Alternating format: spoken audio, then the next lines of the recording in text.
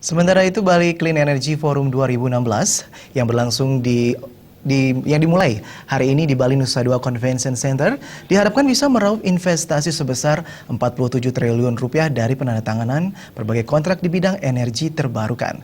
Demikian ditegaskan Menteri Energi dan Sumber Daya Mineral RI Sudirman Said di sela-sela pembukaan BCEF 2016.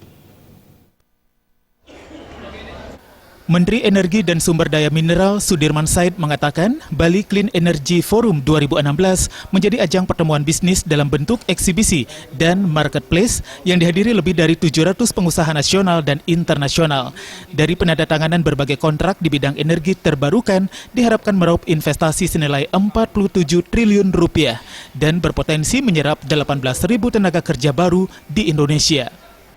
Dan ada eksibisi, ada juga penandatanganan berbagai perjanjian MOU kontrak yang nilainya mencapai 47 triliun dan itu akan melibatkan 18.000 lebih tenaga kerja yang akan terserap dalam proses pembangunan energi terbarukan dan Anda nanti bisa menyaksikan di eksibisi itu.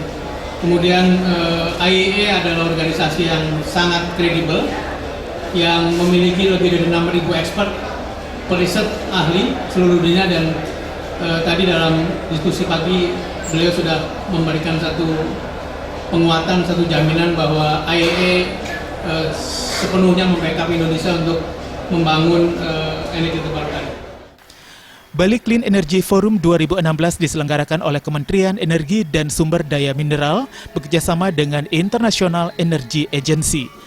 Forum ini mengusung tema Bridging the Gap Promoting Global Partnership, dibuka oleh Wakil Presiden RI Jusuf Kalla di Bali Nusa Dua Convention Center dan dihadiri sekitar 1.200 delegasi dari 27 negara. Forum ini mendiskusikan percepatan pengembangan energi bersih serta peluncuran Clean Energy Center of Excellence atau Pusat Keunggulan Energi Bersih Indonesia. Darmawan dan Putu Ratna